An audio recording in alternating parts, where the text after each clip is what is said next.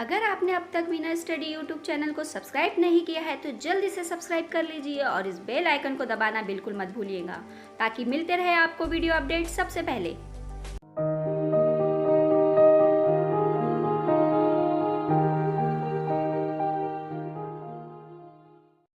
Hello friends, स्वागत है आपका विनर स्टडी में।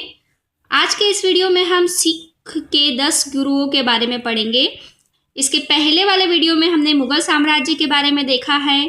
पूरे 6 पार्ट हमने उसमें बनाया है और अगर आपने वो वीडियो नहीं देखा है तो प्लीज़ उसे देख लीजिए।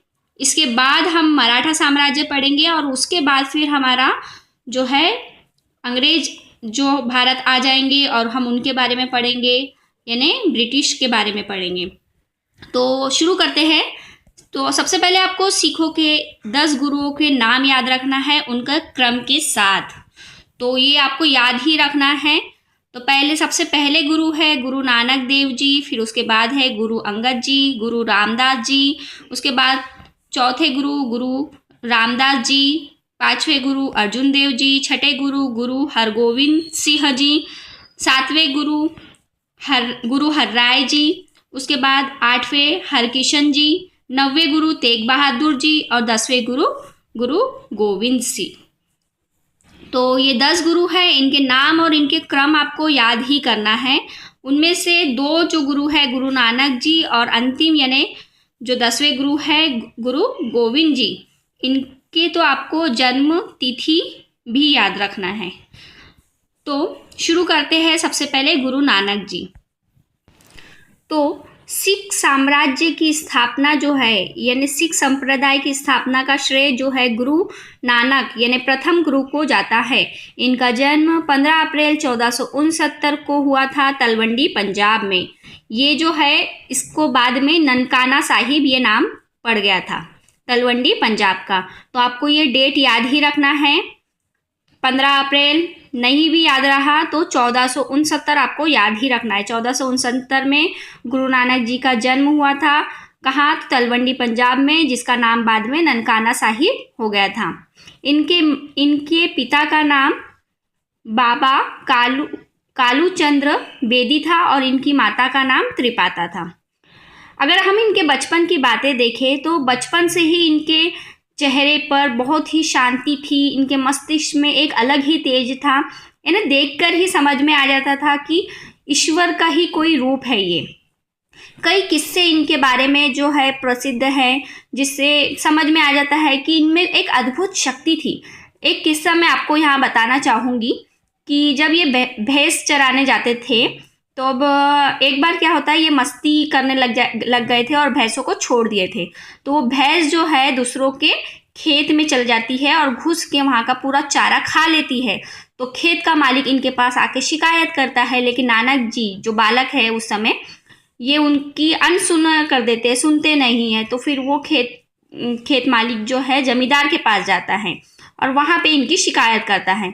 तो जमींदार इनसे जब पूछता है तो ये उसे कहते हैं कि घबराओ मत, उसके ही जानवर है, उसका ही खेत है, उसने ही चरवाया है और वो ही फसल उगाता है और एक बार उगी है तो 1000 बार भी उग जाएंगी।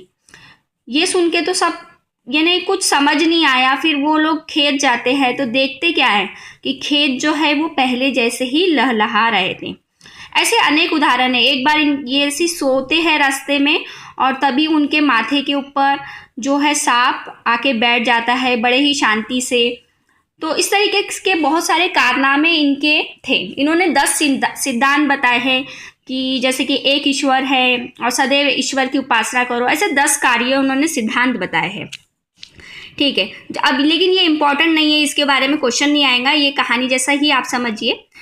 इसके बाद हम इनके बारे में अगर देखें तो इन्होंने जो है संगत और पंगत स्थापित की थी। संगत और पंगत, संगत यानी कि धर्मशाला शुरू की थी और पंगत यानी कि लंगर स्थापित किया था जहाँ पे फ्री में खाना मिले, ऐसी जगह। गुरु नानक जी को 1496 में कार्तिक पूर्णिमा के दिन आध्यात्मिक यानी ज्ञान प्राप्त हुआ था और इन्होंने करतारपुर नामक एक नए नगर की स्थापना की थी और 1539 में इसी करतारपुर में इनकी मृत्यु हो जाती है।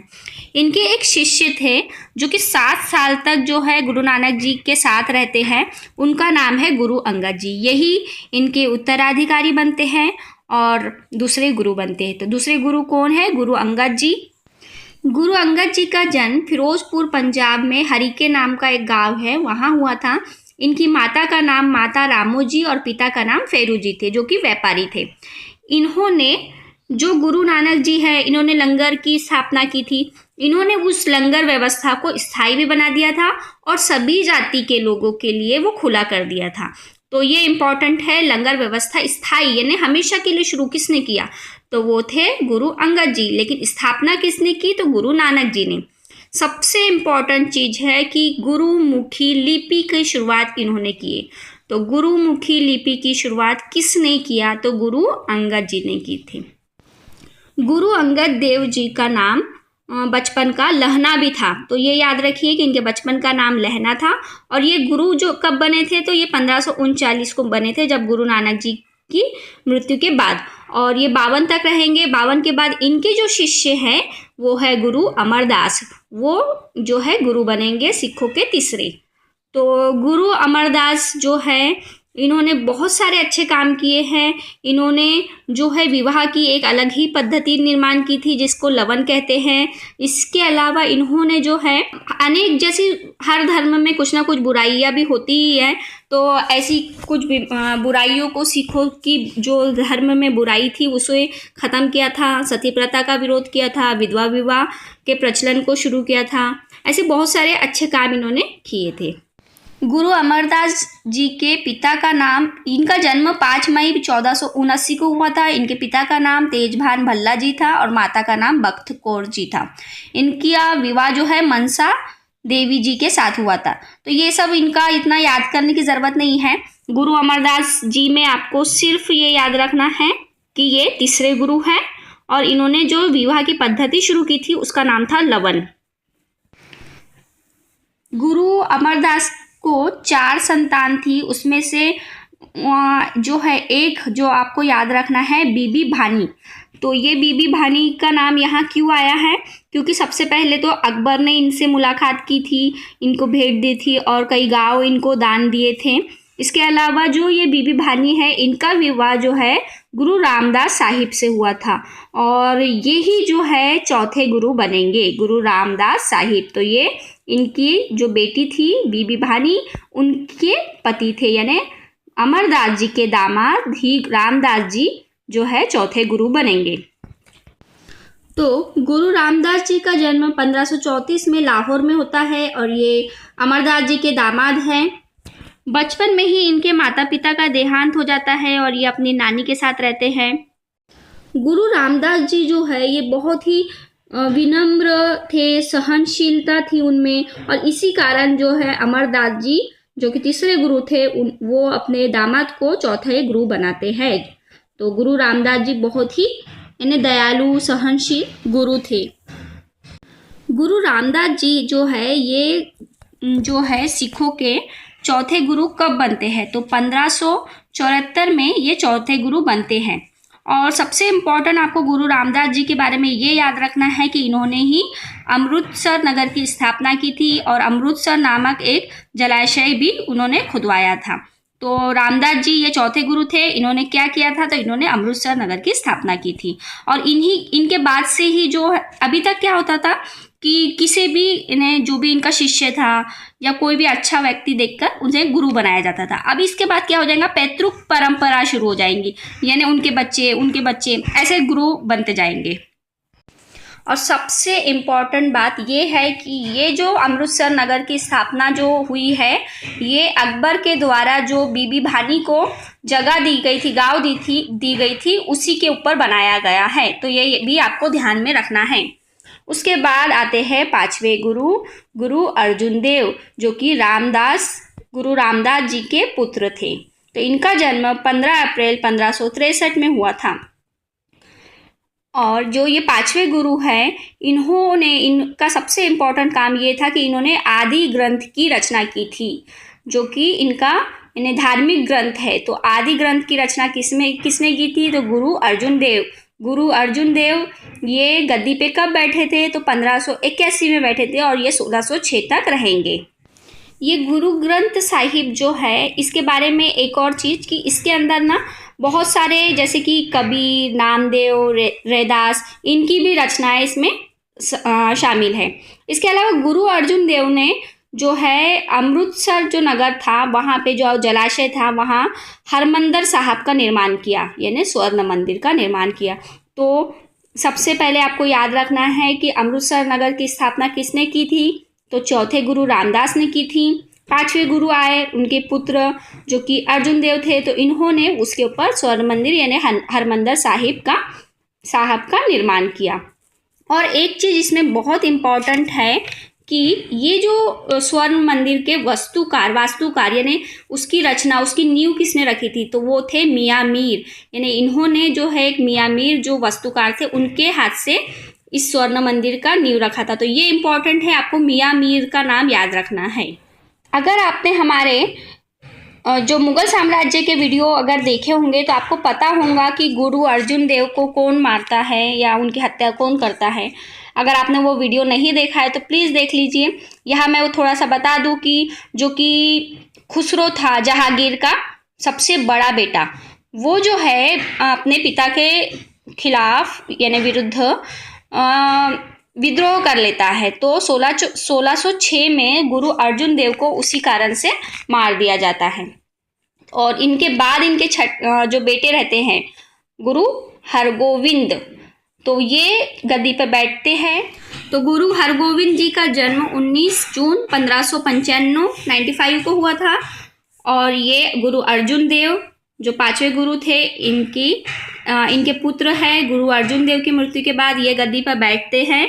तो ये 1606 में बैठेंगे और 1645 तक ये रहेंगे। इन्होंने क्या किया था? अपनी सैन्य को अपने सिखों को जो है सैन्य संगठन की थी, यानी वहाँ पे बहुत सारे सैनिकों का एक संगठन स्थापित किया था। और अकाल तख्त यानी ईश्वर का सिंहासन का भी निर्माण किया था। तो ये बहुत इंपॉर्टेंट है कि अकाल तख्त यानी ईश्वर के सिंहासन का निर्माण किसने किया था? तो छठे गुरु हरगोविंद सिंह ने किया था। ये बहुत इंपॉर्टेंट है, इसे याद रखिए। तो ऐसे 5 तख्त है, तो आप याद रख लीजिए कि 5 तख्त कौन कौन से हैं और कहाँ कहाँ हैं। तो पहला है अकाल तख्त जो है अमृतसर में। उसके बाद केशगढ़ साहिब जो कि है आनंदपुर साहिब, पंजाब में ही है। 3 जो तख्त है ये पंजाब में ही हैं। उसके बाद तीसरा तख्त है तख्त श्री दमदमा साहिब, ये भटिंडा पंजाब में है। चौथा है पटना साहिब, ये पटना में है। और 5वां है हुजूर साहिब, ये नांदेड़ महाराष्ट्र में है। इसके अलावा गुरु हरगोविंद यानी कि छठे गुरु हरगोविंद जी के बारे में एक और चीज है कि ये क्या करते थे? 2 तलवार को बांधकर ही गद्दी पे बैठते थे। और दरबार में इन्होंने नगाड़ा बजाने की व्यवस्था की थी। और ये बहुत ही एक योद्धा के रूप में सामने आए थे और एक क्रांतिकारी थे। और जैसे कि हमने आपको बताया, इन्होंने सैन्य स्थापित की थी। तो इसके ही कारण जहांगीर इनसे इन्हें क्रोधित होता है, गुस्सा होता है और इनको कैद करता है। 12 साल तक ये करीब कैद में थे। और फिर बाद में जब ये छूट के आते हैं, तब मुगल साम्राज्य में शाहजहां उस समय बादशाह रहता है और बादशाह के खिलाफ ये विद्रोह करते हैं, लड़ाई करते हैं और इस लड़ाई में मुगल सेना हारती है। तो ये बहुत इंपॉर्टेंट है। इसके बाद इनकी मृत्यु होने के बाद 1644 में इनकी मृत्यु हो जाती है कीरतपुर पंजाब में। उसके बाद 7वें गुरु हर्राय। तो गुरु हर्राय का जन्म जो होता है 16 जून 1630 में। तो गुरु हर्राय बहुत इम्पोर्टेंट हैं। गुरु हर्राय के बारे में कहा जाता है कि इन्होंने दाराशी को जब इनसे मिलने आया था तब इन्होंने उसे आशीर्वाद दिया था, और उसने जब विद्रोह किया था तब भी इन्होंने उसका साथ दिए थे। इनके बाद आते हैं 8वें गुरु हरकिशन। तो ये 1661 में गुरु 7वें गुरु हरराय की मृत्यु के बाद हरकिशन बैठते हैं। तब ये बहुत छोटे थे गुरु हरकिशन। इनका जन्म जो है 7 जुलाई 1656 में होता है और ये 1661 में ही गद्दी पर बैठ जाते हैं, यानी करीब 5 साल की उम्र में। और जब ये छोटे थे और छोटे होने के कारण ही औरंगजेब इन्हें मान्यता नहीं देता है, तो इसी के उपलक्ष्य में जब ये जो है गुरु हरकिशन ये दिल्ली जाते हैं औरंगजेब से मिलने, और वहाँ देखते हैं कि एक बहुत ही भयानक बीमारी वहाँ फैली हुई है, महामारी फैली हुई है, और वहाँ पे ये लोगों को बचाते हैं उस बीमारी से। और उसी के कारण जो है वहाँ पे ये चेचक के झपेटे में आ जाते हैं और इन्हें चेचक हो जाती है, और चेचक के कारण इनकी मृत्यु हो जाती है। इनके बाद जो है 9वें गुरु तेग बहादुर जी हैं, और इनके बारे में जैसे हमने पहले भी बताया है कि औरंगजेब के समय ये थे। इनका ये गद्दी पे 1664 में बैठे और 75 तक रहेंगे।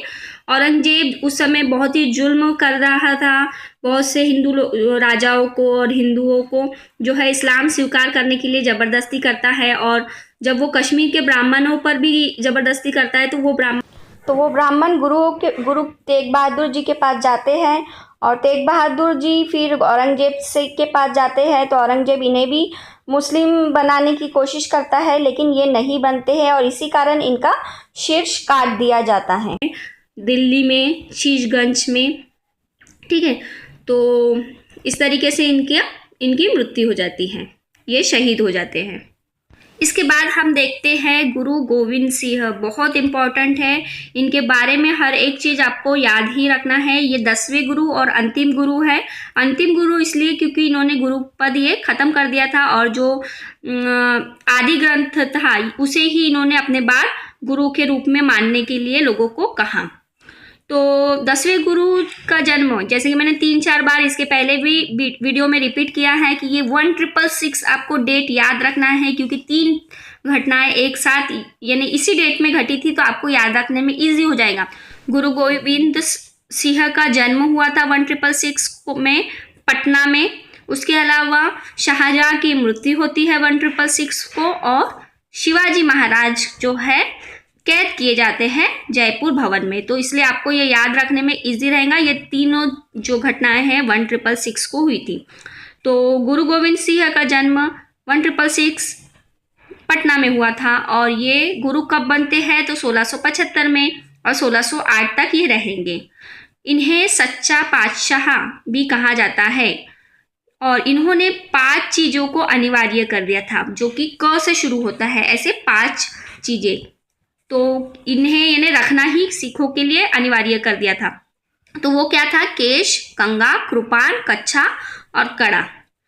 इसके अलावा इन्होंने जो है नाम के आखिरी में सिंह शब्द जोड़ने के लिए कहा था। बहुत इंपॉर्टेंट चीज कि इन्होंने खालसा पंथ की स्थापना भी शुरू की थी। तो खालसा पंथ की स्थापना गुरु गोविंद साहिब ने की थी। पाहुल प्रणाली की भी शुरुआत की थी। अच्छा, इनके ना 2 पुत्र थे। एक का नाम था अजीत सिंह और एक, ऐसे 4 पुत्र थे, लेकिन ये जो 2 पुत्र थे अजीत सिंह और बाबा जुझार सिंह, इन्हें जो एक युद्ध शुरू था उस समय ये शहीद होते हैं। उसके अलावा जो और 2 छोटे बेटे थे इनके, जोरावर सिंह और फतेह सिंह। तो जो मुगल साम्राज्य में एक फौजदार था जिसका नाम था वजीर खां, उसने इन दोनों को यानी फतेह सिंह को और जोरावर सिंह को जो है दीवार में चिनवा दिया था। तो ये याद रखिए कि उनके 2 पुत्र जो थे फतेह सिंह और जोरावर सिंह को कौन दीवार में चुनवाता है, तो वजीर खां है जो ये दीवार में चिनवाता है। और जैसे मैंने बताया था कि गुरु गोविंद साहिब ने कहा था कि आदि ग्रंथ जो है अब वो ही जो है सिखों के बाद में गुरु रहेंगे, यानी गुरु ग्रंथ साहिब भी जिसे कहा जाता है, और गुरुवाणी ही अभी सिखों के गुरु के रूप में कार्य कर रही है। इसके अलावा गुरु गोविंद सिंह की हत्या कर दी जाती है 1608 में नांदेड़ महाराष्ट्र में है ये, और जहाँ पे जो है हुजूर साहिब ये तख्त भी है। तो नांदेड़ में एक गुलखा नाम का पठान है जो कि गुरु गोविंद साहिब की हत्या कर देता है। नांदेड़ में ही गुरु गोविंद सिंह जो है ये लक्ष्मण दास से मिलते हैं और इन्हें अपना शिष्य बनाते हैं। बाद में इनके बाद सिख राज्य स्थापित जो करने का उद्देश्य भी इन्हें ही देते हैं और ये सिख राज्य की स्थापित करता है लक्ष्मण दास। इनको बाद में बंदा बहादुर के नाम से जाना जाता है। तो और ये बंदा बहादुर जो है ये सिख राज्य की स्थापित करते हैं और लाहौर को राजधानी बनाते हैं और गुरु गोविंद सिंह के नाम से सिक्के चलवाते हैं। और बाद में जो ये वजीर खां है, जैसे कि वजीर खां ने गुरु गोविंद साहिब के 2 पुत्र फतेह सिंह और जोरावर सिंह को दीवार में चुनवा दिया था। तो ये फतेह सिंह वजीर खां को जो है बंदा बहादुर वजीर खां की हत्या कर देता है। और एक शाहदरा करके एक जगह है जिसे कत्लगढ़ी के नाम से यानी वो प्रसिद्ध है वो जगह, वहाँ पे इस बंदा ने हजारों मुगल सैनिकों को मौत के घाट उठाया था यानी मार दिया था, इसलिए वो जगह जो है कत्लगढ़ी के नाम से जाना जाता है। और अंत में जो है बंदा सिंह की मृत्यु हो जाती है यानी उन्हें मार दिया जाता है फारूक शेर के कहने पे। मुगल बादशाह उस समय फारूक शेर था, उसी के कहने पे बंदा सिंह की हत्या कर दी जाती है। और बंदा सिंह की मृत्यु के बाद जो है सिख छोटे छोटे टुकड़ों में बढ़ जाता है और 1648 में नवाब कपूर सिंह की पहल पर सभी सिख टुकड़ियों को दल खालसा में उसका विलय किया जाता है। और दल खालसा जो एक जस्सा सिंह अहलुवालिया है, इनके नेतृत्व में जो है बाद में 12 भागों में विभाजित किया जाता है। 12 भाग यानी कि 12 समान भागों में, समान का मतलब होता है मिसल, तो मिसल, इसे मिसल भी कहते हैं। तो मिसल में इन्हें विभाजित किया जाता है और इन सारे मिसल में एक मिसल बहुत इंपॉर्टेंट है, उसका नाम है सुकर चकिया मिसल। ये सुकर चकिया मिसल इसलिए इम्पोर्टेंट है क्योंकि रंजीत सिंह जो कि महाराजा रंजीत सिंह है, ये उसी मिसल के हैं। तो थोड़ा सा हम राजा रंजीत सिंह के बारे में देख लेते हैं। इनका जन्म गुजरावाला में 2 नवंबर 1780 में हुआ था और ये सुकर चकिया मिसल के मुखिया महासिंह के यहाँ हुआ था। और इनके दादा का नाम बहुत इंपॉर्टेंट है, चरत सिंह। तो चरत सिंह ने 12 मिसलों में सुकर चकिया को सबसे इम्पोर्टेंट दर्जे पे पहुंचा दिया था। और ये जो रंजीत सिंह ये लाहौर के शासक बने थे 1798 में और 1809 इनकी एक संधि हुई थी। तो वो संधि आपको याद रखना है, अमृतसर की संधि मेटकाफ और महाराजा रंजीत सिंह के बीच में हुई थी। तो आपको ये याद रखना। थोड़ा सा हम यहाँ रिवीजन कर लेते हैं कि इसमें आपको इम्पोर्टेंट क्या क्या चीज़ें और क्या क्या याद ही रखना है। शॉर्ट में मैं यहाँ पे बताती हूँ कि सबसे पहले गुरु कौन थे जिन्होंने सिख धर्म की स्थापना की थी, तो वो थे गुरु नानक, पहले गुरु थे। इनका जन्म 1469 तलवंडी पंजाब में हुआ था। बाद में इस जगह का नाम ननकाना साहिब कर दिया था। इन्होंने संगत और पंगत की स्थापना की थी, पंगत यानी लंगर, ठीक है। और करतारपुर में 1539 में इनकी मृत्यु हो जाती है। इसके बाद गुरु अंगद, क्रम तो आपको सारे गुरुओं के याद रखना है, दूसरे गुरु कौन है, तीसरे गुरु कौन है। तो गुरु अंगद का बचपन का नाम लहना था और इन्होंने गुरुमुखी लिपि की स्थापना की थी, तो ये याद रखना है। उसके अलावा गुरु रामदास जी ने अमृतसर नगर की स्थापना की थी और अमृतसर की छत जो है सोने की वो महाराजा रंजीत सिंह ने डाला था। और स्वर्ण मंदिर जो है इसकी स्थापना किसने की थी, तो 5वें गुरु अर्जुन देव ने की थी। हरमंदिर साहब भी से कहा जाता है। और स्वर्ण मंदिर की जो नींव है, वास्तुकार है, वो है मियां मीर, तो इनका नाम भी आपको याद रखना है। उसके अलावा अर्जुन देव ने आदि ग्रंथ की भी स्थापना की थी। और हरकिशन, क्वेश्चन ऐसा आ सकता है कि हरकिशन जो थे गुरु कौन से नंबर के थे, 8वें थे वो। तो 8वें गुरु हरकिशन जी की मृत्यु किससे होती है, तो चेचक के कारण होती है। और 10वें गुरु के बारे में तो आपको हर चीज़ याद रखना है कि खालसा पंथ की स्थापना उन्होंने की थी, पाहुल प्रणाली शुरू की थी। और अपने बाद जो है गुरु का दर्जा किसे दिया था, तो गुरुवाणी आदि ग्रंथ यानी गुरु ग्रंथ साहिब को उन्होंने गुरु का दर्जा दिया था। इनकी मृत्यु कहाँ होती है, तो नांदेड़ में गुलखा नाम का एक पठान करता है 1708 में। तो आपको ये सब चीज़ें याद रखना है। और एक ये भी कि शाहदरा जो जगह है उसे कत्लगढ़ी कहते हैं, तो ये भी याद रखना है। तो इस तरीके से आज हमने यहाँ सिख धर्म को कंप्लीट किया है। आप लोगों के बहुत अच्छे कमेंट आ रहे हैं। तो अच्छा लगता है और अच्छा वीडियो बनाने की मैं कोशिश करती हूँ कमेंट देख के। तो फ्रेंड ऐसे ही आप कमेंट कीजिए, वीडियो को ज़्यादा से ज़्यादा शेयर कीजिए और ज़्यादा से ज़्यादा लाइक कीजिए। आज के लिए बस इतना ही, धन्यवाद।